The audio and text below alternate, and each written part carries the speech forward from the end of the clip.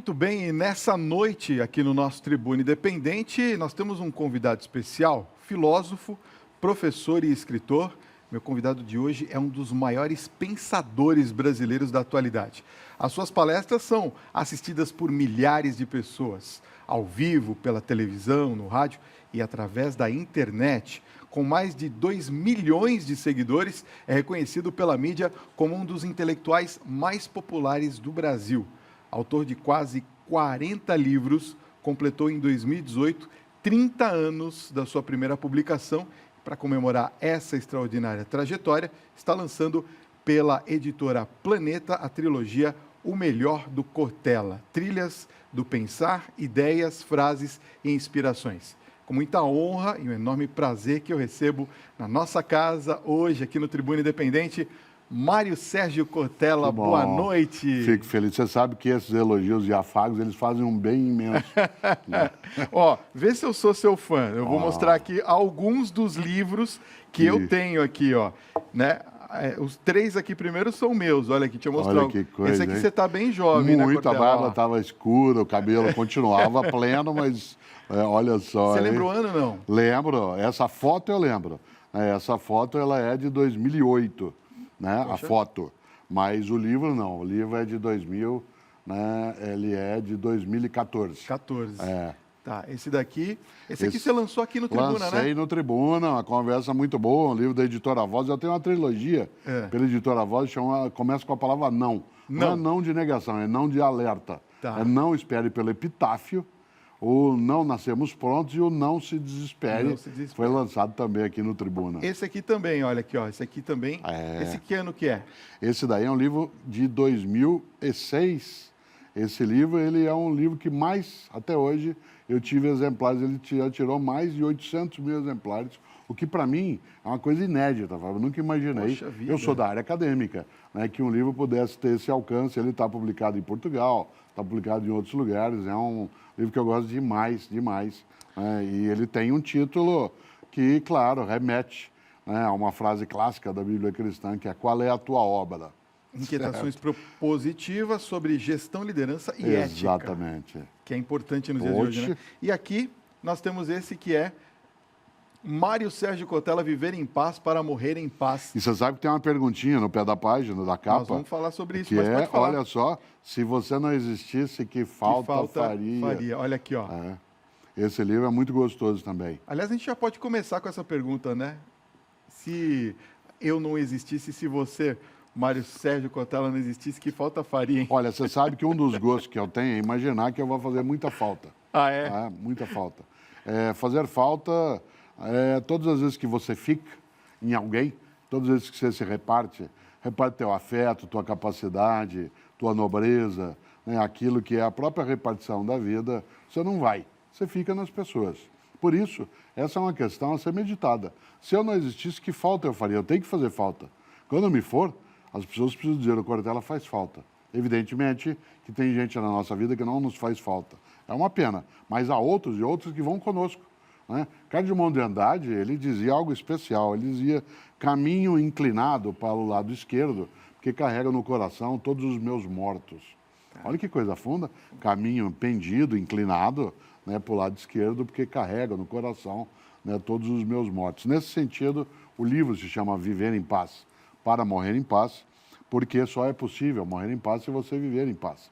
E viver em paz não é viver sem dificuldade, sem encrenca, sem problema. Viver em paz é viver uma vida que não seja banal, fútil, inútil, descartável, que é indigna e que a gente não tenha merecimento. Por isso, é disso que o livro trata. Quer dizer, a gente tem que viver uma vida com significado, é isso? Claro, é aquela vida que é partilhada. Eu acho que uma das coisas mais belas que a gente tem nas tradições, especialmente no campo do cristianismo, é a noção de partilha. Se você se lembra na frase clássica, né, que Jesus de Nazaré coloca, né, no capítulo 10, versículo 10 ali de João, quero que tenhais vida e vida em abundância. Essa é uma das frases que eu mais gosto. Quero que tenhais vida e vida em abundância. A vida abundante é aquela que é estendida, que transborda, que vai além. E uma vida precisa ser também abundante. E ela é abundante não quando ela tem coisas que são descartáveis. Ela é abundante quando ela é capaz, né, de repartir-se e, portanto, fazer falta. Eu quero fazer falta mesmo. Claro, não quero fazer falta para os meus credores. Eu quero fazer falta para os meus conviventes. Conviventes. E esse é o novo livro, né? O Melhor do Cortella. Trilhas do Pensar, Ideias, Frases e Inspirações. Pois é, pareceria até um pouco arrogante escrever uma coisa chamada O Melhor do Cortella. Mas é porque você pode observar que o livro é pequeno. Então, pois é. De tamanho. Mas ele é o primeiro de três volumes, que saiu agora. Tá. Ele tem uma seleção de frases, ideias, pensamentos, né, de 38 dos meus livros. Tá. E, nesse sentido, ele vai capturando coisas sobre ética, sobre religião, sobre ciência. Haverá um outro volume que vai trazer as ideias que falam de carreira, que falam de família, né, que falam da convivência, outros que falam do autoconhecimento. Então, serve como comemoração. Há 30 anos, eu lancei, né, no ano de 1988, lancei um livro chamado Descartes, a Paixão pela Razão, sobre o filósofo Descartes. O mais curioso é que esse livro não existe mais em plataforma papel. Ele se esgotou, não foi renovado, e olha que coisa, hoje ele está apenas como um livro virtual, no famoso e-book. O mundo digital nem era sonhado quando eu lancei o livro em 1988. Quando eu lancei o livro em 88, para você ter uma ideia, a gente não tinha telefonia celular, nós não tínhamos internet, nós não tínhamos GPS, nós não tínhamos boa parte das coisas do nosso cotidiano. E esse livro, que foi o primeiro em plataforma papel, que eu escrevi numa máquina de datilografia, né? Que para eu fazer uma cópia dele eu tive que colocar um carbono. Só quem tem mais idade, que agora nos vê, sabe do que eu estou falando. Vou colocar uma folha de carbono, na hora de corrigir a gente põe um monte de X, né? E depois mexia. Esse livro agora só existe, né, no mundo digital. Portanto, essas duas conexões. O livro, O Melhor do Cortella, da editora Planeta, serve para comemorar e também porque algumas pessoas gostam de ter uma seleção, né, de frases e ideias que a gente escreve no dia a dia, né? Eu costumo falar que, quando fui mostrar para minha filha, nas vitrolas antigas, um disco girando, ela fez assim, pai, mas como é que está saindo a música dessa bolachinha aí, né? E é interessante isso, como com o passar do tempo a gente vai se esquecendo, né, dessas sobrevivências que nós tivemos dessa época, agora com o mundo digital. E há, né, Fábio, algumas nostalgias. Alguns jovens hoje querem buscar o famoso disco de vinil, o long play, né, o LP, trazem, uma parte deles, aqueles que apreciam cerveja, alguns decidiram fazê-la em casa, né? Eu digo que eu faço 40 anos que eu não tiro a barba. Faz 40 anos que eu uso a barba crescida. Eu estou na moda de novo. É verdade. Eu não saí do lugar. Eu continuei onde eu estava e o mundo foi passando e mudando a tal ponto que isto que era algo há 40 anos em moda para um jovem, que era eu com 22 anos, agora está na moda de novo. Eu queria falar sobre alguns assuntos, queria abordar algumas temáticas contigo, e eu queria começar falando um pouquinho sobre política. Nós vivemos recentemente uma experiência muito interessante com relação à política. Primeiro, eu queria saber o que você pensa de tudo isso que nós vivenciamos. Nós temos a direita agora no poder, nós temos uma eleição muito diferente, nós tivemos um atentado ao candidato, né, à presidência da República. Como é que você vê esse momento político que nós estamos vivendo? Eu venho vivendo, eu digo isso sempre, uma alegria cívica muito grande. Essa alegria cívica vem porque nós estamos aprendendo mais a edificar a democracia entre nós. A gente comete sempre, né, a possibilidade do positivo e também do negativo. Por exemplo, quando você diz nós temos agora um governo de direita, qual é a mais expressiva dessa ideia? É que é um governo autodeclarado de direita. Até algum tempo não se diria eu sou de direita, até se diria eu sou de esquerda, porque a esquerda fez parte um pouco da tradição mais recente após, né, o movimento, né, que nós tivemos no período autoritário entre 1964 e 1985. Hoje as pessoas têm a sua postura e podem colocá-la, né, sem nenhuma dificuldade. Acho que nós vivenciamos em 2018 um período de aprendizado, mas de muito equívoco. À medida mesma em que o que se teve foi vários momentos de quase chegarmos às rupturas, o que é muito negativo. Uma democracia, eu repito sempre, democracia não é ausência de ordem, democracia é ausência de opressão. E a opressão não pode vir de canto algum. Todas as vezes que eu te obrigo a dizer algo ou te calo, todas as vezes que eu te impeço de ser livre, todas as vezes que eu te obrigo a seguir uma rota que não é a rota que você deseja, eu estou retirando de você tua humanidade. E a tarefa, no meu entender, da democracia é a proteção das nossas humanidades nos seus vários modos. Por isso, a política brasileira, ela ainda não encontrou uma rota, mas vai encontrar, em que a gente saiba conviver com aquilo que não só é a diferença, como aquilo que nos provoca rejeição. Porque há uma diferença de você gostar de azul e eu de amarelo, você ter um terno de uma cor e eu de outra, isso é quase indiferente. Mas você ter uma religião que eu acho que não é correta, ou você estar num partido que eu considero descartável, ou você torcer para um time, como é o caso, né, que eu considero, né, lateral dentro, né, dos meus processos todos, é claro que aí é uma novidade. Né? Aceitar a diferença não é algo assim tão complexo. Agora, admitir que a outra pessoa não seja como você é, perceber que ela tem o direito de sê-lo, mas não tem o direito de impedir que eu seja, se aquilo que eu sou não é nojento, não é maléfico. Porque eu não vou te aceitar só porque você é como é. Porque se você for malévolo, eu não quererei. Agora, o que nós estamos começando a conversar melhor é o que é o correto e o que não é. O que é o malévolo? O que é o malefício na vida? O que é a capacidade de nós convivemos sem que haja, né, uma desidratação dos nossos afetos? A gente vem desidratando os nossos afetos. Por isso, 2018 foi um ano de exuberância na discussão, inédito na nossa história, que alterou padrões em relação ao que se imaginava na política, mas que não os extinguiu. Por exemplo, boa parte das campanhas em 2018 foram feitas, especialmente por quem as venceu, por intermédio do mundo digital.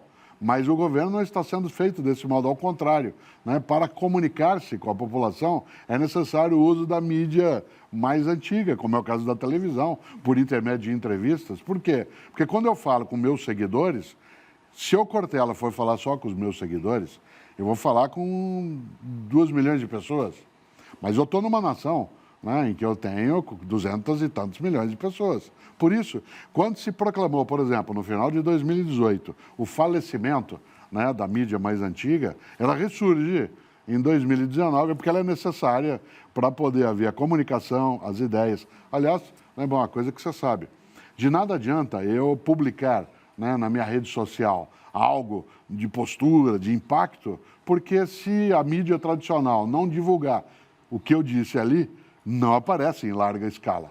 Então, essa forma, que é mais turbulenta da nossa convivência, se ela proteger a democracia, ela vale imensamente. Por isso, encerro nesse ponto. Eu vivo ainda uma alegria cívica, uma preocupação cívica com aquilo que pode ser o exagero, o descalabro, mas uma alegria cívica muito grande. Aliás, a gente viu muito discurso de ódio, né? Sim. Navegando um pouco no que você está dizendo, a gente viu esse discurso explícito, né, nas redes sociais, foi algo assim realmente muito marcante. Eu afirmo sempre, Fábio, né, que todo preconceituoso, odioso, todo aquele que tem uma retórica furiosa é covarde ou é ignorante. Covarde porque tem tanto medo de ser como é, que teme o outro que pode ser melhor do que ele. E porque teme que a outra pessoa seja melhor do que ela, a única maneira de crescer é abaixar o outro. Nesse sentido, há uma covardia nessa condição. E há uma ignorância, porque há muitos modos de ser humano. A casa tem muitas moradas, os lugares são múltiplos, a humanidade é variada. Eu gosto sempre de lembrar de um grande ateu, um grande físico, que foi, inclusive, no início da trajetória, parceiro do Stephen Hawking, que foi Freeman Dyson. Ele conta uma coisa que eu acho muito gostosa. Diz ele que um dia ele andava com a mãe dele de mãos dadas, né, no mundo britânico, onde ele nasceu, e uma hora ele falou, ele tinha uns 4 anos de idade, ele falou assim, mãe, por que tem tanto tipo de igreja diferente? Aí ela falou, sabe o que é, filho? É que tem bastante tipo de gente diferente. Se Deus quisesse só um tipo de igreja, ele tinha feito só um tipo de gente.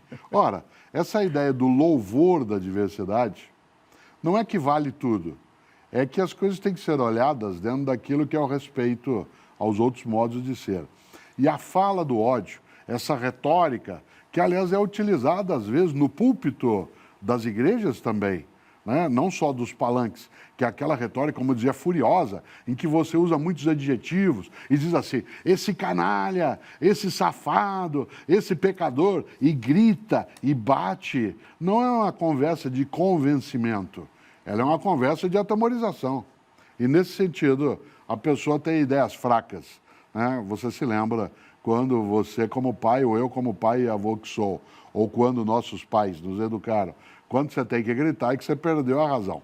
Verdade. Né? Quando você tem que bater na mesa, é porque você perdeu o argumento. Portanto, é preciso prestar atenção. Impositivo, né? Impositivo. Impositivo. E na questão da ética, para a gente finalizar esse papo de política, você acha que nós tivemos algum avanço nessa questão da ética, ainda mais com esse assunto tão aflorado na questão da corrupção?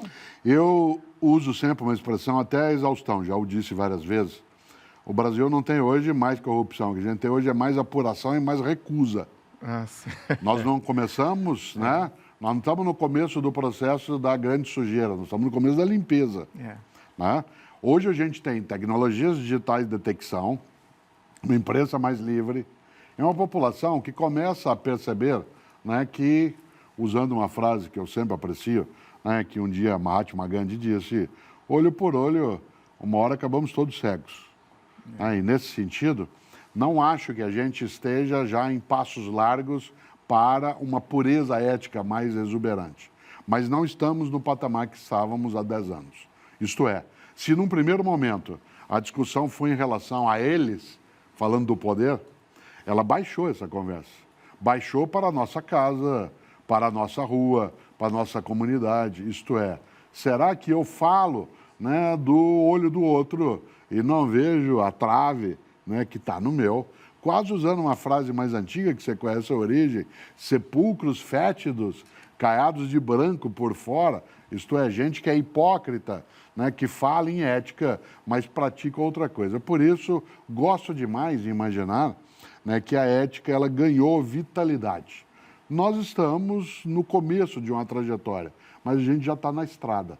Há 10 anos, nem na estrada a gente estava. Vamos falar um pouquinho de espiritualidade? Bom, a gente sabe que você teve uma experiência muito intensa num convento e traz o legado dessa vivência até os dias de hoje. Eu queria que você falasse um pouquinho dessa sua experiência e como isso se refletiu na sua vida, Cortella. Eu nasci em Londrina, no norte do Paraná, lá vivi até 13 anos de idade. Existia algo quando eu era menino, no campo da formação católica, meus pais são, né, de tradição católica, era algo chamado Cruzada Eucarística, né, da qual eu fiz parte.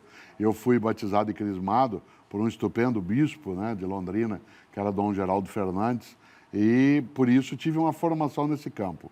Eu sempre quis fazer uma experiência de religiosidade mais intensa.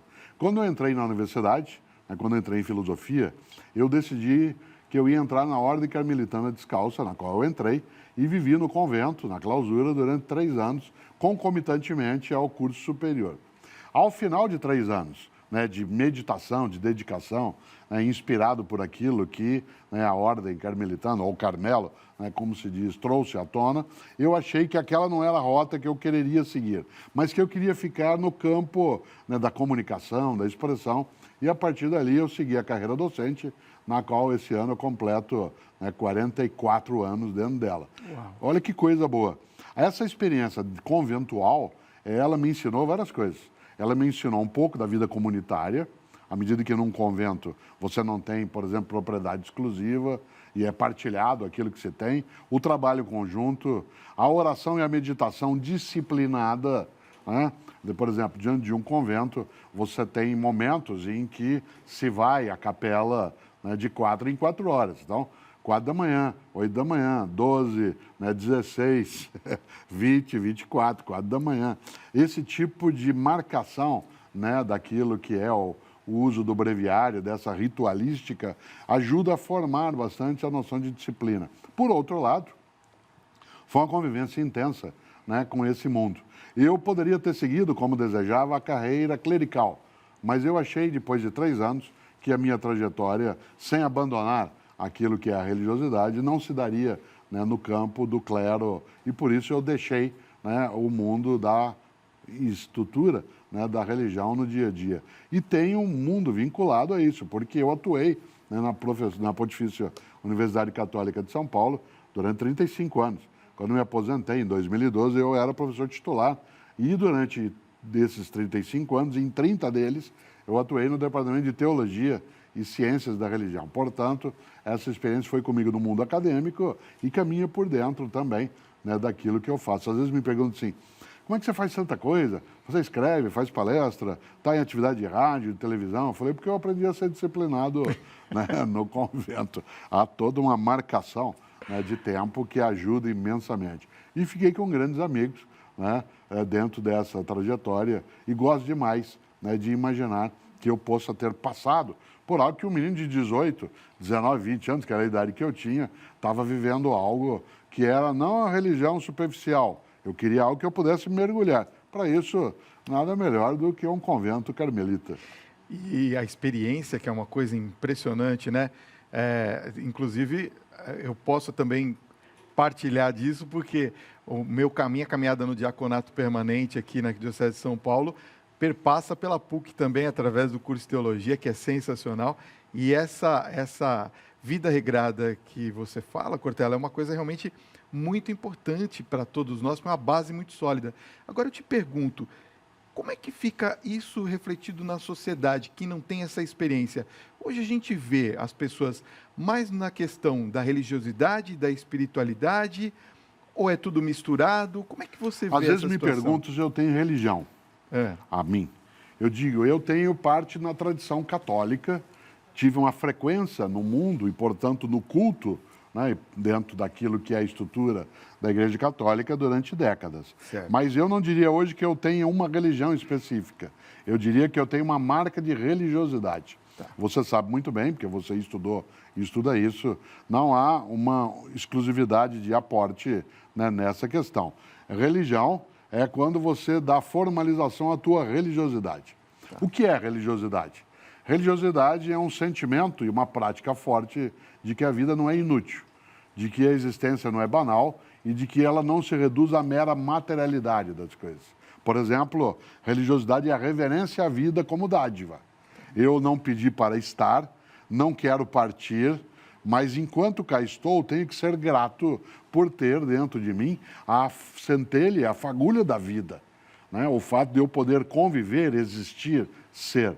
Essa reverência ao ato de existir, de modo gratuito, porque eu sou, mas não escolhi sê-lo, como eu dizia, né? Quando você era menino, que você brigava com teus pais e eu também, eu disse, eu não pedi para nascer. Às vezes ele também dizia, mas nem eu. Aí ia recuando até o momento que a gente não tem toda a nitidez. Pois bem, se a religiosidade é esse sentimento de reverência à vida, a religião é quando você formaliza esse sentimento com outras pessoas, em torno de um culto, de ritos, em torno de um clero, em torno de um livro. É impossível ter religião sem religiosidade, mas é possível ter religiosidade sem praticar uma religião. Há muitas pessoas que têm uma intensa religiosidade, mas não necessariamente praticam uma religião. E uma pessoa que tenha uma religião verbalmente declarada, mas não tem religiosidade, ela é falsa naquilo que está fazendo. Isto é, ela padece de ausência de autenticidade. Por isso, eu respeito imensamente pessoas que tenham religião e religiosidade. E não acho que eu deva fazer uma cisão, né? Não acho que ter religião é obrigatório, mas acho que ter religiosidade é um sinal de sensibilidade e de capacidade de inteligência. Afinal, a religiosidade, ela antecede a religião. O primeiro sinal, né, de humanidade nosso não foi apenas a nossa fala ou a capacidade de fazer ferramentas como espécie.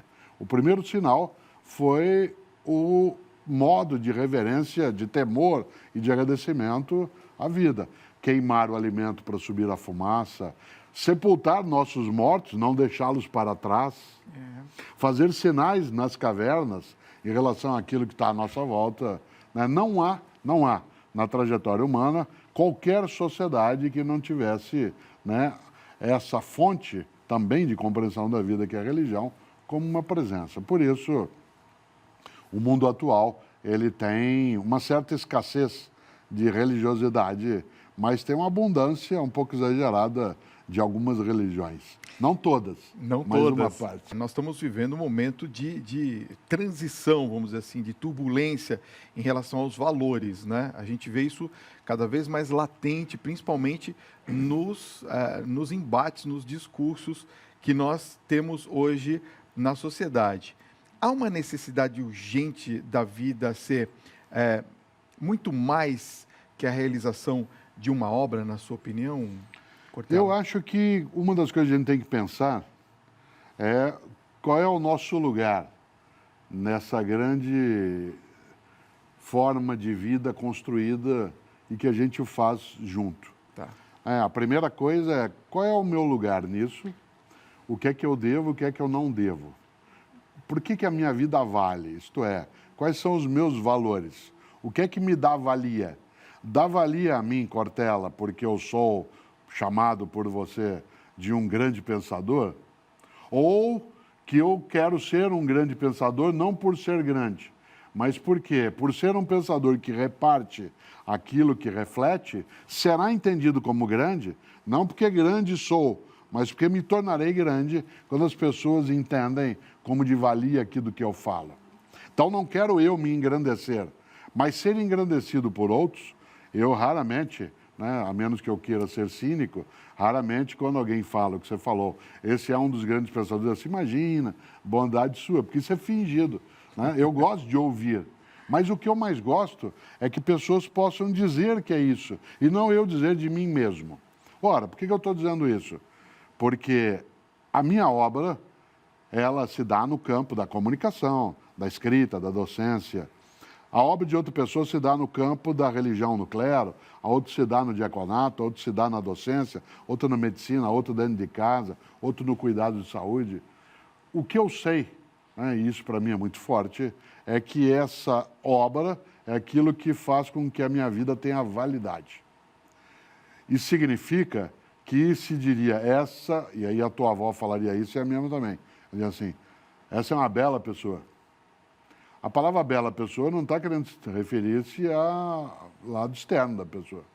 Quando se diz essa é uma bela família, não está falando da estética, está falando de ética, de valores. Quando se diz essa é uma bela empresa, esse é um belo programa, essa é uma bela cidade, nós estamos falando do acolhimento, da expressão. Nesse sentido, né, a vida que exubera é aquela que não é banal, descartável, como antes lembrava. Tudo aquilo que passa e vira apenas poeira, né? Para quê? Não tem o menor sentido. Eu queria falar um pouquinho sobre o livro Por que Fazemos o que Fazemos. As pessoas não querem mais somente um salário mais alto, né, Cortella? Elas querem acreditar que fazem algo importante no seu trabalho, algo assim autoral, né? Aliás, até isso, para quem é youtuber, sabe, agora tudo tem que ser autoral, não pode nem copiar nada mais. Por que a necessidade de ter propósito ganhou mais relevância? É uma questão geracional, Cortella, isso? Também é, né? Se você observa, a gente tem um mundo tão intercomunicado hoje e tão conectado que não basta você cumprir apenas uma tarefa. Tá. Não basta que eu apenas cumpra a minha obrigação. Na família, na escola, no trabalho. Isso é importante. Mas isso é ponto de partida, não é ponto de chegada. Tá, é daí que eu parto, não é aí que eu chego. Não basta eu terminar o meu dia e dizer, hoje eu fiz o que eu tinha obrigação de fazer. Não, isso é como eu começo o dia. Isto é, eu vou fazer hoje tudo que é a minha obrigação. E ao terminar o dia, eu tenho de pensar, fiz bem aquilo que eu tinha que fazer, fiz com alegria e fiz porque sabia porque estava fazendo. Não fiz de modo automático, robótico, servil. Por que fazemos o que fazemos, que é o nome de um livro meu pela editora Planeta, é uma reflexão sobre algo que é uma aflição vital. Nós temos uma aflição. O subtítulo do livro é Aflições Vitais. Não são problemas vitais, né? Não são perguntas vitais, são aflições. Há uma diferença entre problema, pergunta e aflição. A aflição é algo que mexe com você por dentro. E a grande aflição é por que fazemos o que fazemos? Qual é a razão daquilo que faço? Por que é que faço do modo como faço? Nessa hora, é preciso que a gente faça uma distinção na vida entre aquilo que é essencial e aquilo que é fundamental. Fundamental é o que ajuda a chegar ao essencial. O que é essencial na vida? Amizade, sexualidade, religiosidade, fraternidade, amorosidade, isso é essencial. É o que não pode não ser. A vida ficaria menos sem isso. O que é o fundamental? É o que ajuda a chegar ao essencial. Por exemplo, dinheiro não é essencial, dinheiro é fundamental. Sem ele você tem dificuldade, mas ele em si não faz com que você tenha a vida planificada. Carreira, ela é fundamental, é bom tê-la, mas ela não é essencial. Não é a carreira em si. Eu dou um exemplo sempre, e gosto, Fábio, que assim, o fundamental é como uma escada. Você usa uma escada para chegar em algum lugar. Você não usa uma escada para ficar em cima dela. Há pessoas que grudam no dinheiro, na carreira, no cargo, no poder, como ficando em cima da escada e não deixa mais ninguém subir. A finalidade da escada é ir a outro lugar. Né? Nesse sentido, né, aquilo que é a minha carreira é o que permite que eu possa ter a possibilidade de fraternidade, amizade, religiosidade, tudo que marca, né, a nossa trajetória. Mas tem algo aí que vale acrescentar. Quando eu imagino a razão daquilo que faço, eu tenho que refletir nisso. E não faço pela mesma razão o tempo todo. Afinal de contas, quando a gente tem razões, elas podem se alterar. Eu tenho que ser flexível naquilo que penso. O que eu não posso é ser volúvel. A pessoa volúvel é aquela que muda de postura a qualquer momento. A flexível é aquela que é capaz de alterar a sua rota. Agora, nenhum de nós, e nenhuma, pode deixar de se perguntar sempre por que eu faço o que eu faço. Ó, você sabe que eu estou ouvindo isso tudo e eu fico pensando, né? Às vezes, aquelas pessoas que fazem automaticamente alguma coisa, elas às vezes fazem sem pensar. E tem muita gente na sociedade que tem feito isso dessa maneira, sem pensar o que está fazendo. É daí que a gente consegue também controlar a mente das pessoas ou não? Claro, é aquilo que a gente chama, né, em política de inocente útil. O inocente útil, que não é o inocente, ele é o ignorante. Ignorante não porque ele não tem escolaridade, porque há muita gente que não tem escolaridade completa ou mais extensa e não tem ignorância alguma, porque ela não tem escolarização. Né? Ela tem sabedoria, ela tem conhecimento, ela tem habilidades. Mas tem gente que é ignorante no sentido de ser usada. Ela serve a um senhor ou a senhores que ela desconhece a razão. É aquela que é iludida no dia a dia, é aquela que grita, né, em nome de algo que ela não sabe o que é que está servindo. Isso é muito comum, em várias áreas. Né? No campo da política, da religião, no campo da ciência, né? No campo, né, daquilo que é a possibilidade da arte. Isso, portanto, é algo que desmerece, né, a autonomia, a cabeça até de uma pessoa que isso pratica. Ela não sabe por que ela faz, ela apenas está obedecendo. Né? Um pouco aquilo que o Zé Ramalho cantava, ô vida de gado. Né? Essa vida de gado que vai se conduzindo, né? Aquele que parece que, para usar a expressão do interior, que o boi sinoeiro está, né, na frente levando e os outros vão atrás por causa do barulho do sino. É uma coisa que não é obrigatório que a pessoa não seja assim, mas seria bom que não fosse. Você sabe que tem uma frase que você diz com frequência que é assim: para fazer o que se gosta é preciso fazer uma série de coisas das quais não se gosta. Como é que eu posso entender uma educação na empresa, na família, na escola dessa maneira, Cortella? Eu gosto de cozinhar. Cozinho com o Cláudio, com quem eu sou casado, gostamos de fazê-la. Cozinhar dá trabalho. Eu gostaria muito de cozinhar sem precisar, às vezes, descascar, por exemplo, 2 quilos de batata. Né? Nem sempre é agradável lavar todas as louças e panelas, mas eu gosto do resultado do que eu faço. Para eu escrever 38 livros, e, portanto, eles resultarem depois nessa coletânea que você mostrava no início da conversa, eu tive que ler demais, estudar, voltar, ir atrás, errar, aprender, né, me arrepender, achar que eu não devia ter feito, voltar outra vez. Tá? Eu sou professor há mais de 4 décadas, como te disse. Eu adoro a docência, mas tem coisas na docência que não são tão agradáveis. Eu dificilmente encontrei alguém que gostasse, por exemplo, de corrigir prova. Né? Seria tão bom, eu sempre digo, que eu pudesse entregar as provas para outro corrigir, porque você lê 50 provas, é você ler a mesma notícia em 50 jornais diferentes, por exemplo. É verdade. Né? E às vezes mal noticiadas, outras bem. Pois bem, eu gostaria de fazê-lo, mas eu não posso, porque a única maneira de eu avaliar como eu estou ensinando é se eu vejo como as pessoas escrevem o que estão aprendendo. Eu não posso terceirizar isso. Né? Ter filho dá trabalho. Trabalho de parto não é só na maternidade. Mas é gostoso demais quando eu vejo hoje meus filhos com os seus filhos e filhas e vejo o que acontece com eles. Deu um trabalho imenso. Por isso, por eu fazer o que eu gosto, tem muita coisa que eu não gosto. Eu preciso fazer fisioterapia diariamente porque eu tive uma fratura no joelho, passei por uma cirurgia. Eu não gosto de fazer fisioterapia todos os dias, mas eu gosto demais de andar sem a proteção de maneira mais autônoma. Por isso, na empresa também isso, na família, né, numa atividade de TV, você está todas as segundas, quintas, sextas, você está sentado, é um tempo que você poderia estar numa outra atividade. Você tem que estudar, você tem que vir para conversar comigo, você precisa olhar as coisas que fiz, olhar o material. Isso dá um trabalho danado, mas quando a gente fecha, né, você olha, e para usar uma expressão um pouco arrogante, porque ela está ligada a alguém muito mais poderoso que nós, sente assim, e viu que era bom. Muito bom. Ô Cortella, você sabe que as pessoas todas estão em busca da felicidade. Acho que é um tema que a gente vê hoje muito latente. Quer dizer, a pessoa quer ser feliz. Agora, as pessoas também estão mais ansiosas, né, para ter essa felicidade. Por que que isso acontece? Você sabe que um dia Leonardo Boff, que é um estupendo teólogo, Frei Beto, que é outro estupendo teólogo, e eu, que sou da área de filosofia, nos juntamos e fizemos um livro sobre isso.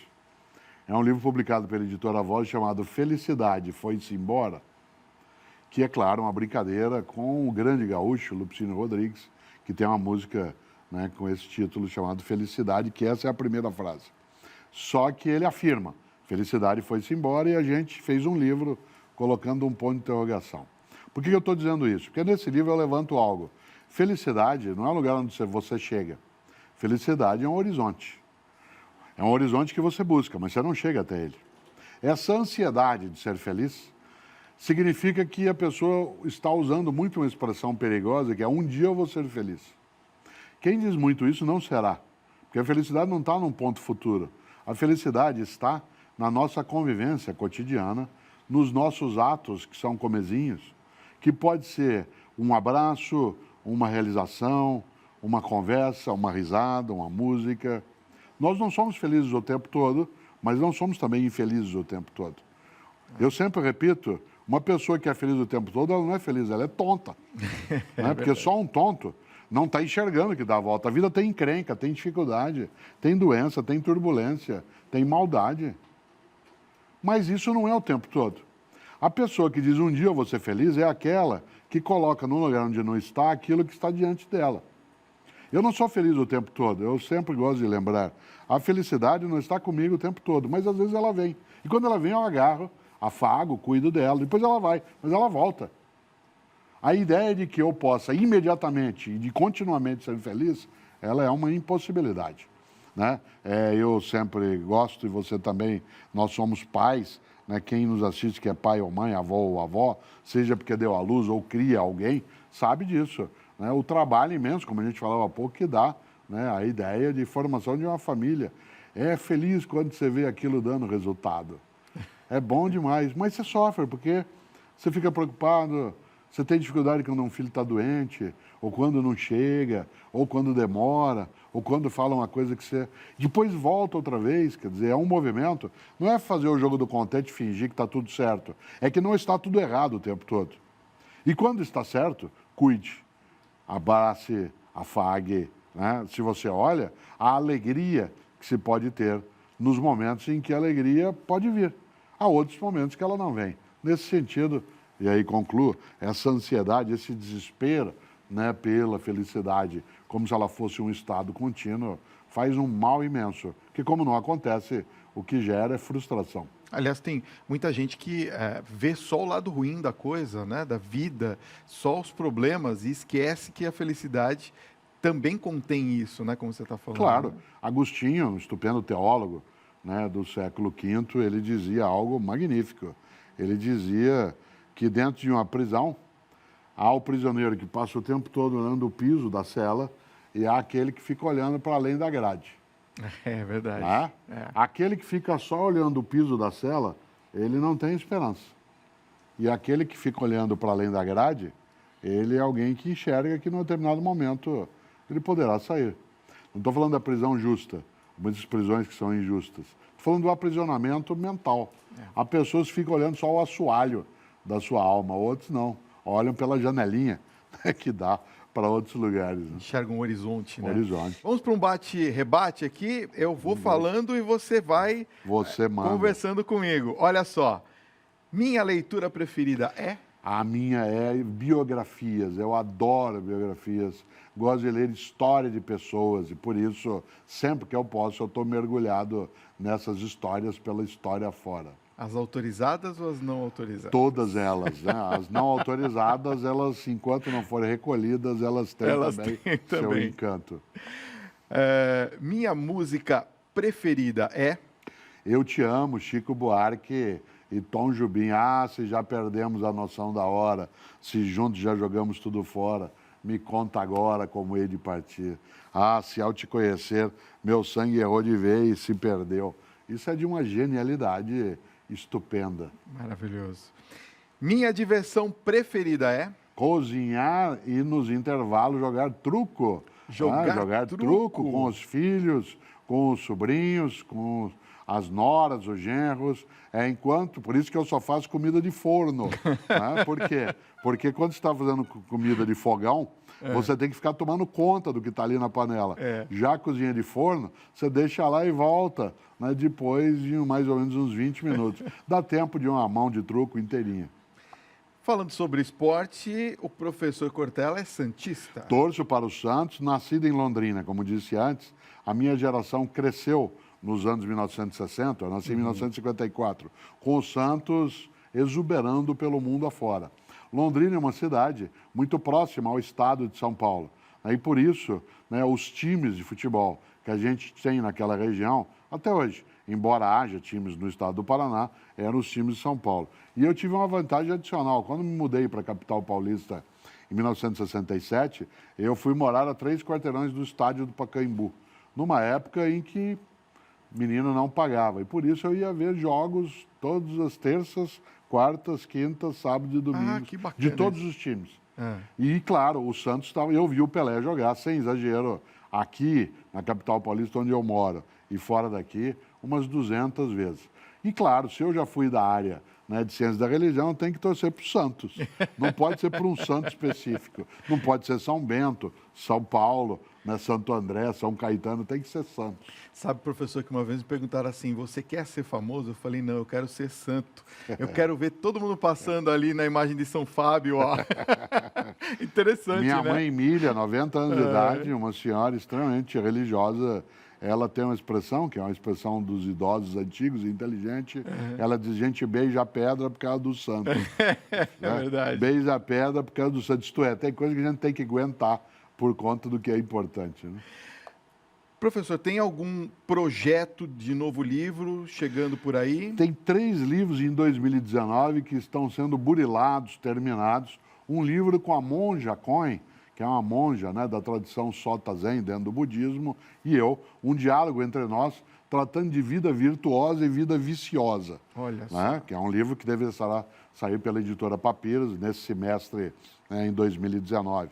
Há um outro que já está concluído, um livro pela editora Vozes, cujo título é Filosofia e Nós com Isso, que é dirigido mais a um público mais jovem de idade, que me acompanha na internet. Não é para criança, mas é um livro que trata da temática filosofia e religião, filosofia e ética, filosofia e carreira. Esse é, né, um segundo. Há um terceiro, que é o terceiro volume de uma conversa com o Maurício de Souza. Eu agora faço parte da turma da Mônica, né? Que bacana. E o primeiro se chamou Vamos Pensar um Pouco, o segundo Vamos Pensar Mais um Pouco, e sairá o terceiro. São 35 reflexões de cada um deles sobre vida, morte, trabalho. É um livro para crianças e jovens. Eu fiz o texto, o Maurício de Souza fez a ilustração. Aliás, muito gentil comigo, me desenhou na capa, em algumas das histórias, e me fez mais magro, portanto, cabe com alegria. Ganhou o seu encanto, né? Se você pudesse sair de si e olhar para o Mário Sérgio Cortella, quem você diria que Mário Sérgio Cortella é? Professor. Eu viria um professor. Às vezes eu estou andando e as pessoas dizem assim, oi, professor. Outro dia eu estava caminhando próximo à região onde moro, em São Paulo, indo até o meu escritório, e aí um ônibus passou, o motorista parou, abriu a porta do ônibus, parou e disse assim, ô, professor.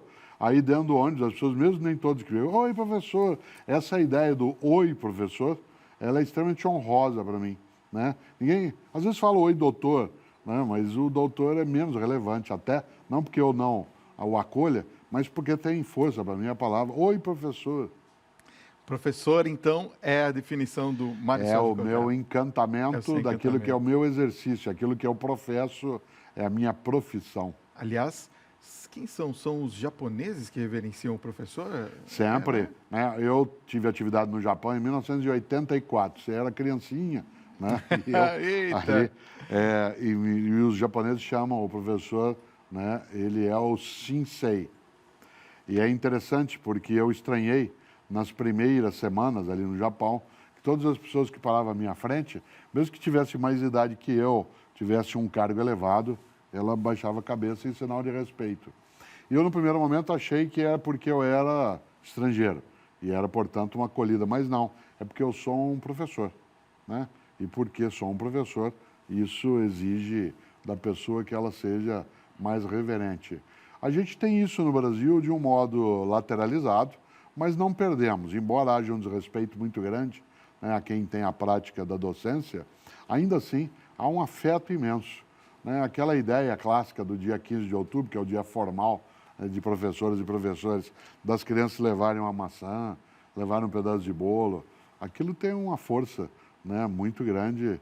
Eu, até se você depois tiver condição, na introdução desse livro, O Melhor do Cortella, Sim. ele termina, eu conto a minha história como escritor, e eu termino dizendo algo que marca demais, que eu não esqueço da professora que me ensinou a escrever em Londrina, em 1960, né, a dona Mercedes. Cada vez que eu vou escrever um livro ou vou autografá-lo, eu sinto a mão dela na minha mão. A mesma mão que me ensinou a fazer as letras, que me permitiram ser um escritor, está comigo até hoje. Eu sinto a mão dela. Não estou falando de nada esotérico, estou falando de um sentimento amoroso. Dona Mercedes está comigo em tudo que eu escrevi e tudo que eu li. E sabe quem é a Dona Mercedes, que já faleceu há mais de 20 anos? Uma professora, que nem eu. Que maravilha isso. Professor, foi uma honra tê-lo aqui. Bom, obrigado. Realmente é um prazer imenso. Quero deixar os contatos do professor. Olha, se você quiser seguir agora, o professor Mário Cortella, ele está em todas as redes sociais, Quase né? todas. Quase todas. Instagram, esse eu sigo, com certeza. @CortellaOficial com 2 L's. Está aparecendo aqui no vídeo. Você bate uma fotinho, né? Para depois você acessar direitinho. Canal no YouTube é o canal do Cortella. E o Facebook, Mário Sérgio Cortella. É bom, isso? viu? Essas formas de comunicação, elas são inacreditáveis. O que elas fizeram, Fábio? Elas aumentaram minha sala de aula. Cabia verdade. 30, 40, agora às vezes cabe 100 mil, 1 milhão, 2 milhões. Isso daí é um afago imenso, tão grande quanto o que você fez na hora que você abriu o programa. Aliás, para encerrar, eu quero dizer que o professor me contou uma coisa aqui nos bastidores, se me permitir, Claro. que eu fiquei assim extremamente lisonjeado e agora ele também é meu colega, né, de Rede Vida, porque no início da Rede Vida, como é que é a história? Não, quando a Rede Vida iniciou, vindo de São José do Rio Preto, as outras atividades, além de existir o Tribuna Independente, que foi um programa marcante nessa trajetória, existiu durante muitos anos um programa chamado Terceiro Milênio, que era um programa de entrevistas, como essa conversa que nós estamos tendo, e eu fui apresentador desse programa durante os 5 anos iniciais. Depois isso foi sendo rodiziado, mas foi para mim um gosto muito grande ter essa experiência do terceiro milênio, que ainda não chegou, né, mas chegará. Maravilha. Professor, Que uma bom. honra tê-lo aqui. Obrigado. Muito obrigado por ter Grato, vindo aqui obrigado. no nosso Tribuna Independente. Grato.